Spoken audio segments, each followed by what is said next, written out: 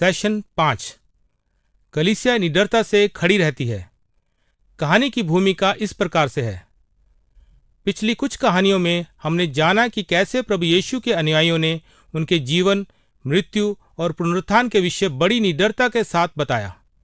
परमेश्वर ने अपने आत्मा के द्वारा उनमें आश्चर्यक्रम किए, यहाँ तक कि एक ऐसे व्यक्ति को भी चंगा किया जो जन्म से लंगड़ा था, और बहुत से लोगों ने उनके उपदेश पर विश्वास किया। परंतु इस उपदेश ने इन धार्मिक नेताओं को क्रोधित कर दिया, जिन्होंने प्रभु यीशु को क्रूस पर चढ़ाकर मार दिया था। वह प्रभु यीशु के शिष्यों को चुप करवाना चाहते थे और उस जन्म के लंगड़े के चंगे होने के प्रभाव को मिटाना चाहते थे। इसलिए उन्होंने पतरस और यूहन्ना को बंदी गृह में डाल दिया। अब अपने श्रोताओं को सुनने के कार्य दें। इस कहानी का केंद्र कौन या क्या है? इस कहानी में उनके साथ क्या घटित हो रहा है? लूका ने अपनी पुस्तक में कलीसिया को आगे बढ़ने और तेजी से विस्तार के बारे में इस कहानी को क्यों शामिल किया?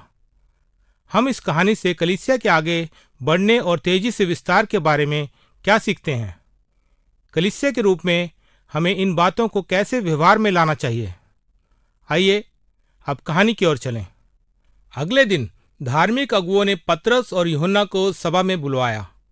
धार्मिक अगुओं ने उनसे पूछा, इस मनुष्य को चंगा करने में तुमने किस सामर्थ और किस नाम का प्रयोग किया है?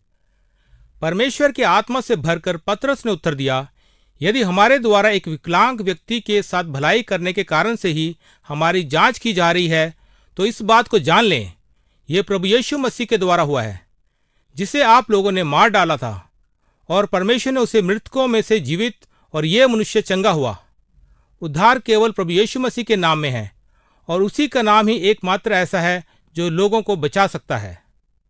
उनके साहस को देखकर धार्मिक अगुए हैरान हो गए थे, क्योंकि वे जानते थे कि पतरस और यूहन्ना एक साधारण अनपढ़ व्यक्ति थे। उन्होंने पहचान लिया कि ये व्यक्ति प्रभु यीशु मसीह के साथ रहे थे। वह तो क्रोधित हो रहे थे, क्योंकि उनके सामने वह चंगाई पाया व्यक्ति पतरस यूहन्ना के साथ खड़ा हुआ था। इस कारण धार्मिक अगुए इस आश्चर्यक्रम से इनकार नहीं कर सकते थे जो उनके सामने हुआ था। इसके बजाय से उन्होंने पतरस और यूहन्ना को प्रभु यीशु मसीह के बारे शिक्षा देने से रोका।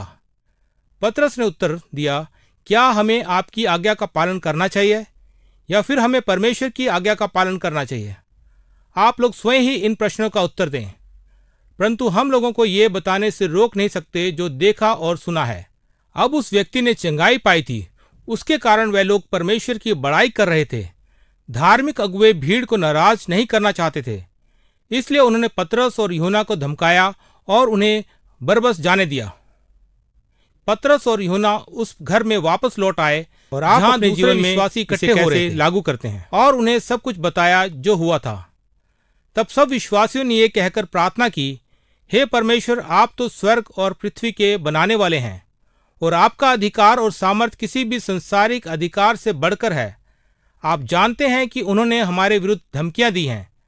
अब हमारी आपसे ये प्रार्थना है कि लगातार इस संदेश का प्रचार करने के लिए हमें साहस प्रदान करें जब यीशु के नाम में आश्चर्यक्रम होते हैं। जिस घर में जहां वे इकट्ठे हुए थे और वहां पर प्रार्थना कर रहे थे, वह जगह हिल गई और सारे विश्वासी परमेश्वर के आत्मा से भर गए, और वे परमेश्वर के सुसमाचार का निडरता से प्रचार करने लगे।